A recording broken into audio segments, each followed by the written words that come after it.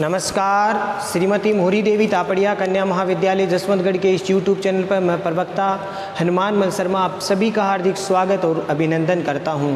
प्यारे विद्यार्थियों, बीए द्वितीय वर्ष के पाठ्यक्रम के अंतर्गत हम पढ़ रहे हैं प्यारे विद्यार्थियों हिंदी साहित्य विषय में श्रृंगार वर्णन, श्रृंगार सुषमा वर्णन जो कवि मतीराम जी के द्वारा रचित है। और ये जो पद है प्यारे विद्यार्थियों श्रृंगार सुषमा वर्णन शीर्षक इनके प्रसिद्ध ग्रंथ ललित ललाम ग्रंथ में संकलित है। तो प्यारे विद्यार्थियों चलिए पढ़ते हम रीतिकालीन काव्य जो आपका प्रथम प्रश्न पत्र है उसमें हम कवि मतीराम जी के पद श्रृंगार सुषमा वर्णन से पढ़ेंगे। पिछले वीडियो में भी हमने श्रृंगार वर्णन के 2 पद पढ़े थे, आज हम इनके शेष पदों को पढ़ते हैं। तो चलिए प्यारे विद्यार्थियों पहले पद को पढ़ते हैं कि जा दिन ते छवि सो मुस क्या ते कहूँ नीर के नंद लाल विलासी ता दिन ते मन ही मन में मतीराम पिए मुस्कानी सुधासी नीकु निमेष ने लागते नेक चकी चित वेतिये देवती आसी कि चंद्रमुखी न हले न चले निर्वात निवास में दीप सिखासी कि चंद्रमुखी न हले न चले निर्वात निवास में दीप सिखासी। तो प्यारे विद्यार्थियों इस पद में कवि मतीराम जी ने श्री कृष्ण जी के रूप माधुरी पर आसक्त कोई गोपी या कोई जो नायिका है उसका चित्रण इसमें किया गया है, जो श्री कृष्ण जी की रूप आसक्ति और उनके माधुर्य स्वरूप पर आसक्त है। और ऐसे समय में जो नायिका या गोपी की क्या मनोदशा हो रही है उसका चित्रण इसमें किया गया है। चलिए प्यारे विद्यार्थियों पहले हम इनके शब्दार्थों को देख लेते हैं। जा दिन का अर्थ होता है प्यारे विद्यार्थियों जिस दिन से, यहाँ लिख रहा हूँ जिस दिन से, जा दिन से जिस दिन से, ते मने से, ठीक है। इनका साथ अर्थ लिख दिया। छवि, छवि सो मने उन श्री कृष्ण जी की क्या है रूप छवि को, रूप छवि या शोभा को, मुस्क्यात मने मुस्कुराती हुई, मुस्कुराती हुई,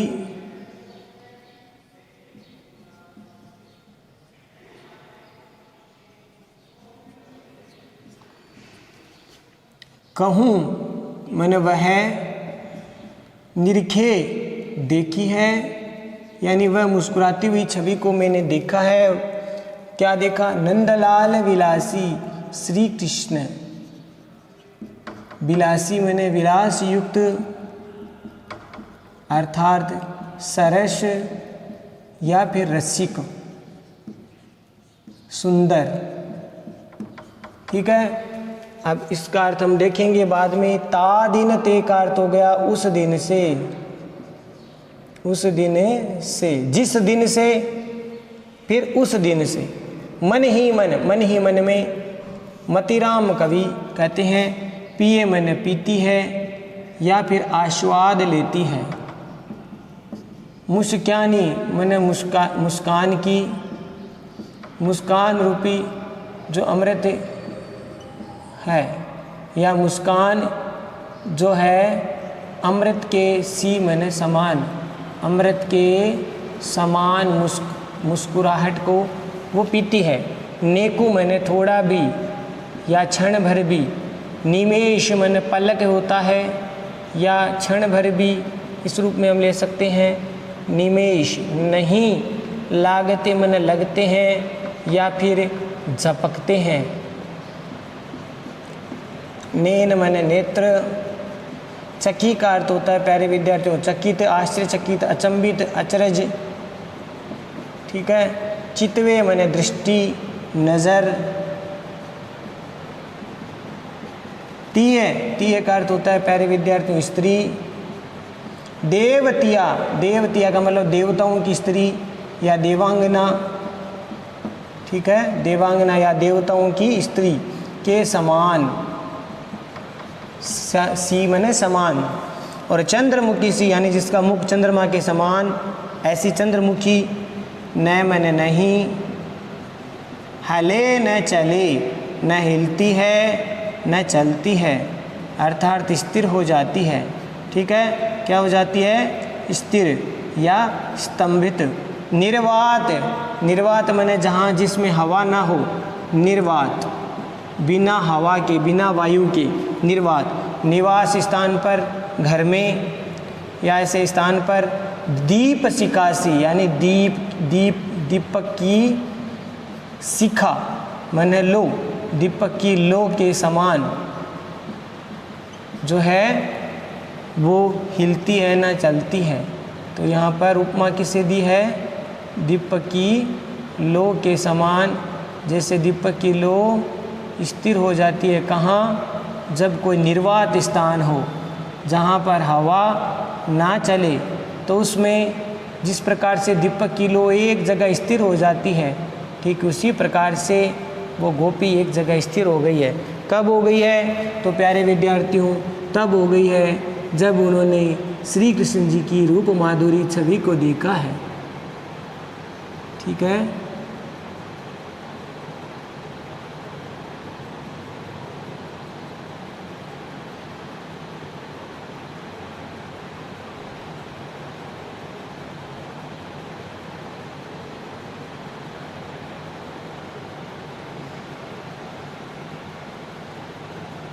जब उन्होंने श्री कृष्ण जी की रूप माधुरी को देखा है। ये वैजयंती माला अगले पद में भी हम इसे समझ लेंगे। ठीक है प्यारे विद्यार्थियों, ऐसे श्री कृष्ण जी बड़े मधुर छवि उनकी है। ठीक है, और ये उन्होंने मोर पंख धारण कर रखे हैं, मोर पंखों का मुकुट धारण कर रखा है।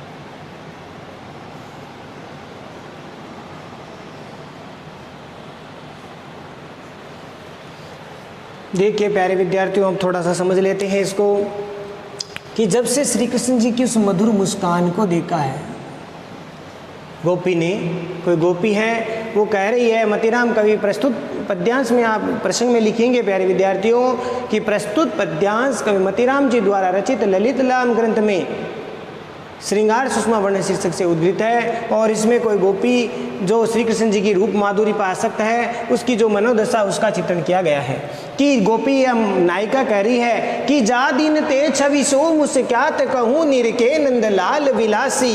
अर्थात जिस दिन से, जा दिन ते मन जिस दिन से, छवि सो मुस्कात यानी श्री कृष्ण जी की जो कि वो नंदलाल श्री कृष्ण जो कि विलास से युक्त है, सरस रसिक है, ऐसे सरस रसिक श्री कृष्ण जी के उस मुस्कुराती हुई छवि को मैंने अपने नेत्रों से देखा है, निरखा है। कौन कह रही है बात प्यारे विद्यार्थियों?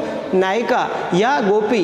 गोपी कह रही है कि जिस दिन से ही रसिक शिरोमणि ऐसे सुंदर विलास से युक्त श्री कृष्ण जी की उस मुस्कुराती हुई छवि को मैंने देखा है, तब से क्या हुआ, क्या दशा हुई है? देखो कि ता दिन ते मन ही मन में मतिराम पिए मुस्कान सुधासी।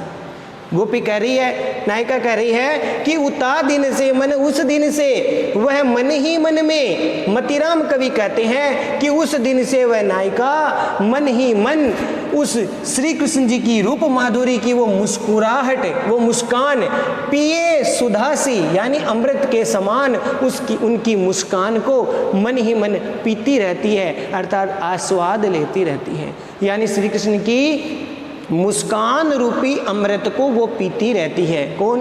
गोपी या नायिका, जो श्री कृष्ण जी की मुस्कान रूपी अमृत का आस्वाद करती रहती है, उनको पीती रहती है। ठीक है प्यारे विद्यार्थियों, आपको समझ में आ गया होगा दोनों पंक्तियां। अब देखो, नेकु निमेष न लागते नेन चकी चितवेती या देवती यासी, अर्थात इसमें बताया है कि वह जो गोपी या नायिका है वह नेकु मने थोड़ी भी, निमेष मने क्षण भर के लिए अपनी पलकों को, न मन नहीं लागते नेन मने झपकाती है, उसके जो नेत्र वो नहीं लगते हैं, झपके हुए यानी एक जगह स्थिर हो गए हैं। चकी चितवेती है देवतियासी, अर्थात वह जो गोपी है, वह नायिका है, वह अपने नेत्रों को बिल्कुल भी झपकाती नहीं है, अर्थात वह अपने नेत्रों को बिल्कुल भी झपकाती नहीं है, निर्निमेष होकर के देखती है, यानी पलकों को एक टक होकर के देख रही है।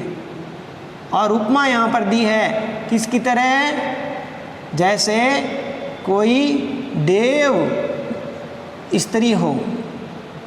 ठीक है, किसकी तरह? देव स्त्री की तरह इसमें बताया है कि देव स्त्री की भांति वह जो नायिका है वह श्री कृष्ण जी की रूप माधुरी को जो है लगातार देखती रहती है, एक टक देखती रहती है। तो नेकु निमेष न लगते ने, अपने नेत्रों को एक क्षण के लिए भी अपने नेत्रों के पलकों को बंद नहीं करती है, और ऐसी उस समय वो देवतियाँ यानी देवांगना के समान वह चकित होकर के श्री कृष्ण जी की रूप माधुरी को देखती रहती है। कहने का तात्पर्य यहाँ पर स्तंभ वाला भाव आ गया, स्थिर का जो भाव है वो आ गया है। ठीक है, तो यहाँ पर इस प्रकार से सात्विक अनुभव भी प्रकट हो रहा है। सात्विक अनुभव में स्तंभ का जो भाव होता है, जहाँ पर अंगों का जड़ हो जाना, स्थिर हो जाना, तो ये वहाँ पर ये स्थिति यहाँ पर गोपी या नायिका की हो रही है कि श्री कृष्ण जी की रूप माधुरी को देख करके देवांगना की भांति जो वह स्त्री है वह श्री कृष्ण जी को एक टक देखती रहती है, अर्थात अपने नेत्रों को एक क्षण के लिए भी बंद नहीं करती है। चंद्रमुखी न हले न चले निर्वात निवास में दीप सिकासी, बहुत सुंदर उपमा दी है कि जिस प्रकार से निर्वात के घर में, यानी जिस घर में निर्वात हो या निर्वात वाले स्थान पर जहाँ पर बिल्कुल भी हवा नहीं हो, वायु से रहित जो स्थान है, उस स्थान पर जैसे दीपक की लो एक जगह स्थिर रहती है, वो लो इधर उधर हिलती नहीं है, ठीक उसी प्रकार से चंद्रमुखी न हले न चले, यहाँ पर भी स्तंभ वाला भाव आ गया है कि यहाँ पर चंद्रमुखी जो चंद्रमा के समान मुख वाली वह गोपी या नायिका बिल्कुल भी हिलती या डुलती नहीं है, न हिलती है न चलती है, अर्थात एक जगह स्थिर हो जाती है, स्तंभित हो जाती है। तो इस प्रकार से यहाँ पर उपमा दी है, किस तरह से? जैसे निर्वात में जिस प्रकार से दीपक की लो एक जगह स्थिर हो जाती है, वो हिलती डुलती नहीं है, ठीक उसी प्रकार से वह गोपी श्री कृष्ण जी की रूप माधुरी को देखकर इस प्रकार से आसक्त हो गई है कि लगातार वो श्री कृष्ण जी की रूप माधुरी को देखती रहती है, एक टक देखती रहती है, और उस समय वह न तो हिलती है न चलती है, अर्थात स्तंभित हो जाती है, स्थिर हो जाती है। तो प्यारे विद्यार्थियों, आशा करता हूँ ये पद आपको समझ में आ गया होगा। अब देखिए विशेष वाले पॉइंट में आपको क्या लिखना है। विशेष वाले पॉइंट में प्यारे विद्यार्थियों आपको लिखना है कि नायिका की यहाँ पर व्यवस्था और मजबूरी को व्यक्त किया है। नायिका की व्यवस्था या मजबूरी को कह सकते हैं कि श्री कृष्ण जी की रूप आसक्ति के कारण उसकी जो दशा है वो यहाँ पर चित्रित की गई है। नायिका की मनोदशा का चित्रण इसमें किया गया है कि किस प्रकार से वह मजबूर विवश है कि वह एक टक के लिए श्री कृष्ण जी की रूप माधुरी को देखती ही रहती है। तो यहाँ पर आपको प्रसंग विशेष वाले, क्षमा करना, विशेष वाले पॉइंट में आप लिख देना कि नायिका की जो है विशेष मनोदशा का चित्रण किया गया है। ठीक है, ये आप लिख सकते हैं। और क्या लिखोगे? और इसमें आप लिखोगे प्यारे विद्यार्थियों, इसमें जो है नायिका के जो उपमा है वो यहाँ पर देवतियासी, देवताओं की स्त्रियों की भांति और दीपशिखा के समान है वो उपमित किया गया है। नायिका को दीपशिखा के समान उपमित किया गया है, उपमा अलंकार है। ठीक है, तो उपमित किया गया है दीपशिखा के समान, देवताओं की स्त्रियों के समान उपमित किया गया, ये भी पंक्ति लिख सकते हो। और विशेष वाले पॉइंट में आप लिखोगे अनुप्रास, उपमा, रूपक अलंकार का प्रयोग इसमें किया गया है। अनुप्रास है, उपमा तो है ही है, उपमा दी गई है, किसके समान दिए गए? देवांगनों की भांति, दीपशिखा के समान, सुधा के समान। तो इस प्रकार से यहाँ पर अलंकार प्यारे विद्यार्थियों मैं यहाँ लिख रहा हूँ जो है अलंकार कौन कौन से हो गए यहाँ पर आपके। अनुप्रास तो है ही है, अनुप्रास के साथ इसमें रूपक है, रूपक भी है, और उपमा अलंकार है। उपमा अलंकार का प्रयोग किया गया है। छंद की बात करें तो प्यारे विद्यार्थियों इसमें सवैया छंद है, ध्यान रखना। छंद कौन सा है? सवैया छंद। भाषा ब्रज है ही है, ठीक है। तो इस प्रकार विशेष वाले पॉइंट में आप लिखेंगे। अगला पद देखते हैं। अगला पद आपका कवि छंद है कि मोर पंखा मती राम की रीट में कंठ बनी मन माल सुहाई, मोहन की मुस्कानी मनोहर कुंडल डोलनी में छवि छाई, कि लोसन लोल विशाल बिलोकनी कोन बिलो की बही बस माई, कि वामुख की मधुराई कहाँ कहूँ मीठी लगे अखियाँ ने लुमाई, कि वामुख की मधुराई कहाँ कहूँ मीठी लगे अखियाँ ने लुमाई। तो प्यारे विद्यार्थियों इस छंद में भी श्री कृष्ण जी के रूप माधुरी और श्री कृष्ण जी की शारीरिक जो शोभा है उसका चित्रण इसमें किया गया है। श्री कृष्ण जी की रूप माधुरी और शारीरिक वेशभूषा या शारीरिक जो शोभा है उसका वर्णन मतीराम जी ने किया है। तो थोड़े शब्दार्थ देख लेते हैं। मोर पंखा यानी मोर पंख के, मोर पंखों के मतीराम मन मतीराम कवि, किरीट मन मुकुट, मोर पंखों का मुकुट धारण कर रखा है। और कंठ में बनी बनमाल सुहाई, और कंठ में यानी कंठों में कंठ में या गले में बनी मन बना रखी है, धारण कर रखी है। बनमाल मन बन फूलों की माला, बन फूलों की माला, बनमाला। सुहाई मन सुहावनी लगती है या शोभित हो रही है, सुहावनी लगती है या फिर शोभित हो रही है, बहुत सुंदर लग रही है। अगली पंक्ति देखिए। मोहन की, मोहन मन श्री कृष्ण जी, श्री कृष्ण जी की मुस्कानी मन मुस्कुराहट, मुस्कान। मनोहर मन मन को हरने वाली, मनोहर का अर्थ होता है मन को हरने वाली, बड़ी आकर्षक, सुंदर। कुंडल, कानों में जो कुंडल उन्होंने धारण कर रखे हैं वह क्या है? डोलनी में यानी इधर उधर डोलते हैं, इधर उधर डोलते हैं, हिलते हैं, ठीक है ना, हिलते हैं। छवि छाई, छवि माने रूप, रूप शोभा जो है, छाई माने छाई हुई है, अर्थात शोभित हो रही है, शोभा प्राप्त कर रही है, शोभायमान है, ठीक है, ये इसका अर्थ हो जाएगा। और लोचन लोल विशाल विलोकनी, लोचन का अर्थ यहाँ पर लोचन से है, लोचन माने नेत्र, आँखें, लोल माने चंचल, विशाल माने विशाल, बड़ी बड़ी, विशाल माने विशाल, बड़ी बड़ी, विलोकनी माने देखते हैं, देख करके। को माने कौन, को मने कौन, न मने नहीं, बिलो की मने देख कर, वही मने हो गई या हो जाती है, हो गई। बस मने बस में। माई का अर्थ यहाँ पर है सखी, कोई गोपी सखी से कह रही है सखी ऐसा कौन है जो श्री कृष्ण जी की रूप माधुरी को देखे और उनके वश में नहीं हो जाए। वामुख, वामुख मने उस मुख, उनके, उनके मुख, उनके किनके? श्री कृष्ण जी के, श्री कृष्ण जी के मुख की मधुराई, मधुराई माने मधुरता, सुंदरता, लावण्यता, लावण्य, ठीक है, उनके लावण्यमयी जो रचना शोभा है। कहाँ कहो मैंने कहाँ तक, कहाँ तक, कहो मैंने वर्णन करें। मतीराम कवि कहते हैं कि बताओ उन ऐसे श्री कृष्ण जी के रूप माधुरी का कहाँ तक वर्णन करें। मीठी लगे, मीठी लगे माने मधुर लगती है, लागे माने लगती है। अखियानी लुमाई, आँखों की सुंदरता, आँखों की लुमाई माने सुंदरता। श्री कृष्ण जी के आँखों की सुंदरता इतनी सुंदर है इतने मनोहर श्री कृष्ण जी लगते हैं कि देखते ही बनती है उनकी शोभा। तो चलिए प्यारे विद्यार्थियों अब इसका अर्थ देख लेते हैं कि मोर पंखा मतिराम किरीट में, प्रसंग आप लिख ही देंगे, ठीक है। प्रस्तुत पद्यांश कवि मतिराम जी द्वारा रचित ललित राम ग्रंथ में संकलित श्रृंगार सुषमा शीर्षक वर्णन से उद्धृत है और इसमें श्री कृष्ण जी की रूप माधुरी का वर्णन किया गया है। ठीक है। मोर पंखा मतिराम किरीट में, अर्थात मतिराम कवि कहते हैं कि श्री कृष्ण जी ने मोर पंखों का बना हुआ माथे पर मुकुट धारण कर रखा है। ये देखिए मोर पंखों से युक्त माथे में, सिर पर अपने मोर पंखों से बना हुआ मुकुट धारण कर रखा, बहुत सुंदर लग रहा है मोर पंखों से युक्त उनके मुकुट शीश पर। और कंठ बनी बन माल सुहाई, और श्री कृष्ण जी ने अपने गले पर, गले में कौन सी माला धारण कर रखी है?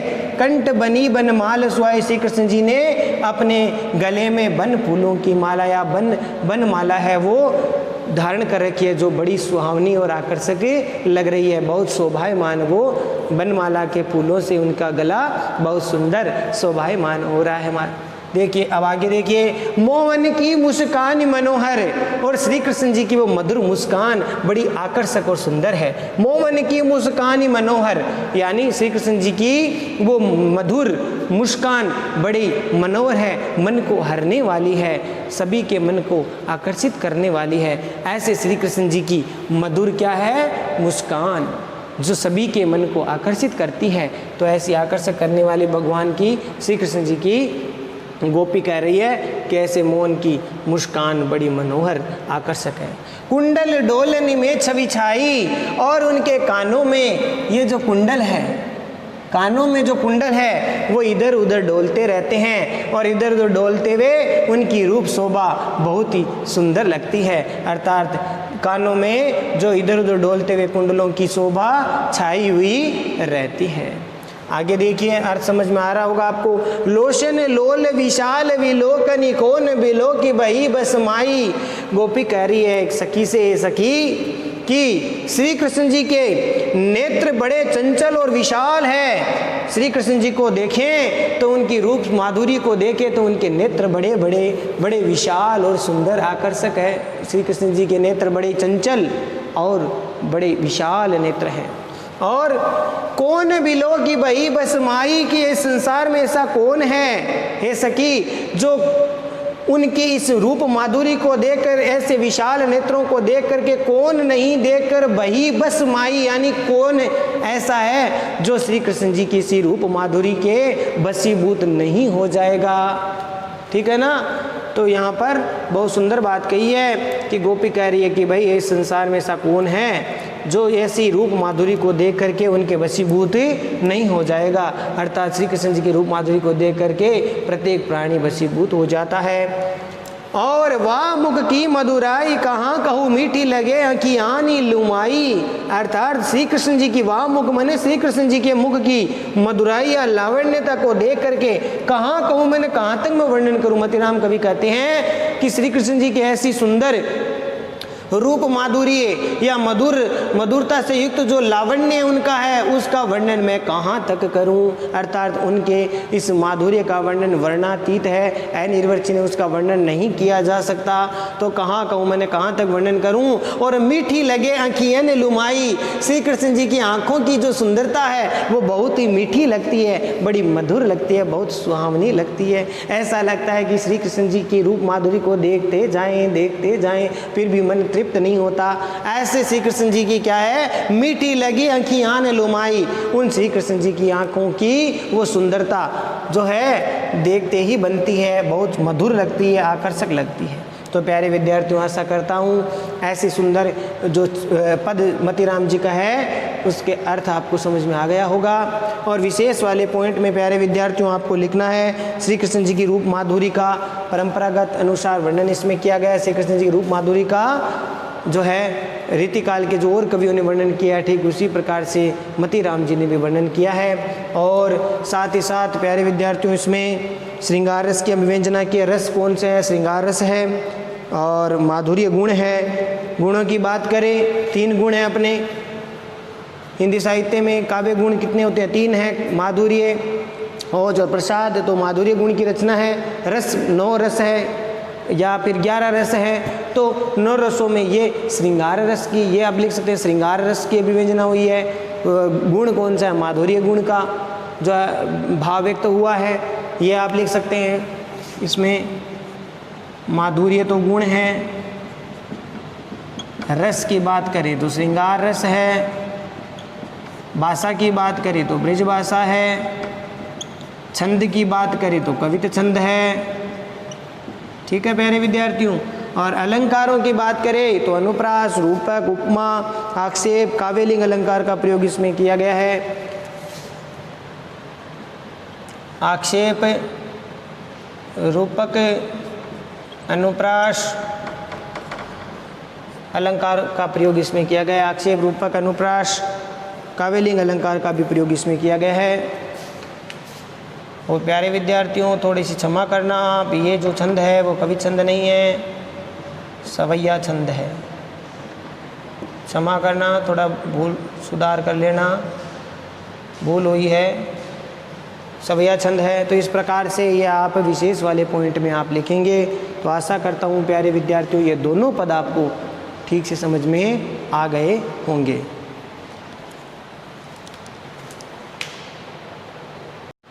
तो चलिए प्यारे विद्यार्थियों अब अगला पद लेते हैं कि ज्यों ज्यों परसत लाल तन त्यों त्यों राखे गोय, नवल वधु उर लाजते इंद्र वधु सी होय।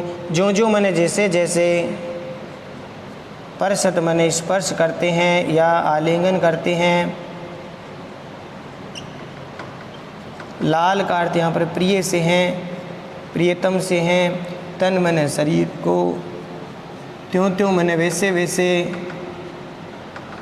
राखे मन रखती है, गोय मने छिपाकर, छिपाती है, नवल वधु मने नई नवेली वधु, नई नवेली वधु, उर लाज मने हृदय में, लाज मने लज्जा, लज्जावश, ते मने से, इंद्र वधु का अर्थ होती है वीर वधूटी।